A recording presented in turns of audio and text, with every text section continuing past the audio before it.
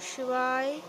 আমি আমার গাছের গোড়াটা যা ঘাসপালা হয়, আমি ছোট থাকতে থাকতেই ঘাসপালা তুলে পরিষ্কার রাখার চেষ্টা করি। পরিষ্কার রাখলে গাছের গোড়া তাহলে পোকামাকড় বাসা বাঁধতে পারে না এবং গাছ সুস্থ থাকে।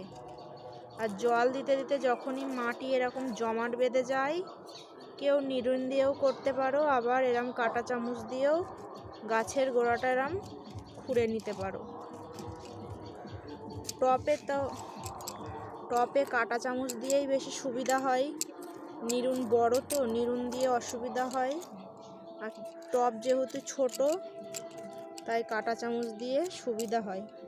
কাঁটা চামচ দিয়ে গোড়া এরকম খুঁড়ে নিয়ে চারিদিকে জল কিংবা কোনো লিকুইড খাবার, সার এরকম খুঁড়ে নিয়ে তারপরে আমি দেই। এতে করে খাবারটা বেশি নষ্ট হয় না এবং জলও সব মাটিতে ভালোভাবে চুষে নেয়, জলটাও বেশি নষ্ট হয় না।